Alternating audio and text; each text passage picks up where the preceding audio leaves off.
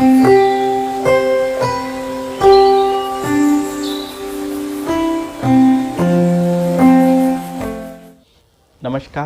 मैं doctor Pavan Gupta, MCh in surgical oncology, Max hospital Vaishali और पटपड़गंज में मैं डायरेक्टर हूँ सर्जिकल ऑन्कोलॉजी का। कुछ ऐसे पेशेंट्स देखे जो मैं आपके उसके बारे में जिक्र भी करना चाहूँगा। मेरा एक पहला पेशेंट था जिसको मैंने 2011 में ऑपरेट किया था और आज वो बिल्कुल ठीक हैं। उनका मुंह का कैंसर हुआ था और आज 11 साल हो गए, बिल्कुल वैसे के वैसे काम भी कर रहे हैं, खाना ना खा रहे हैं, सब कुछ नॉर्मल है, बिल्कुल वैसे ही हमने नॉर्मल जैसा बना दिया। उनका हड्डी हमने उनकी निकाली थी और वापस हड्डी लगा दी। दूसरा पेशेंट मैंने ऐसा देखा जो अभी उनको कैंसर से पीड़ित है। उनको कैंसर के बारे में पता चल चुका था करीब 4-5 महीना पहले।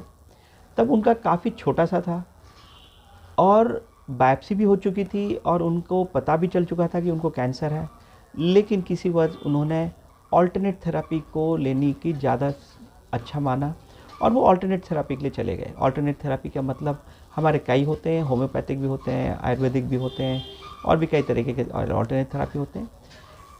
अब ये जो मुंह का कैंसर है ये रुकता तो है नहीं। एक बार जब कैंसर डायग्नोसिस हो गया तो उसके बाद वो रुकता नहीं है और ये ऑल्टरनेट थेरेपी उसमें काम नहीं करता।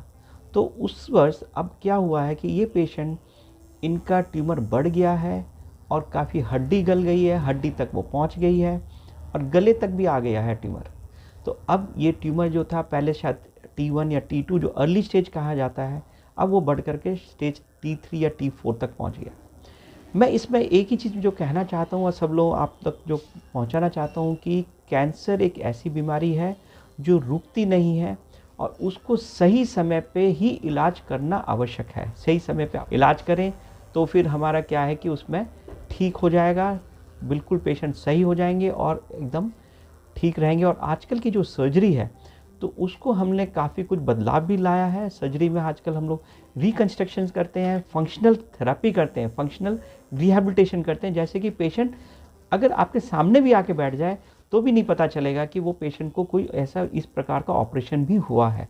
सो ये आजकल का हमारे मैक्स हॉस्पिटल में काफ़ी कुछ हम लोग का बदलाव आया है। सर्जरीज़ में, ओरल कैविटी सर्जरीज़ में जैसे हम जो करते हैं, जो स्पेसिफिकली मैं इसके लिए जो स्पेशलाइज्ड हूँ इस चीज़ों के लिए, हम लोग इसमें anatomical and functional rehabilitation, cosmetic rehabilitation के लिए हम लोग का ज़्यादा है। जो सबसे पहला काम जो मैं बताऊंगा, अर्ली डायग्नोसिस। जैसे ही पता चले, कोई दूसरे थेरेपी के नहीं, सही थेरेपी लें, सही डॉक्टर के पास पहुँचे और सही तरीके का ट्रीटमेंट लें। नंबर 2, ऑपरेशन, अर्ली ऑपरेशन इस तरीके से होता है जिससे कि पेशेंट बिल्कुल नॉर्मल हो सकता है। यही मैं कहूँगा, proper therapy and proper functional therapy, ये दोनों ही इम्पॉर्टेंट है। धन्यवाद।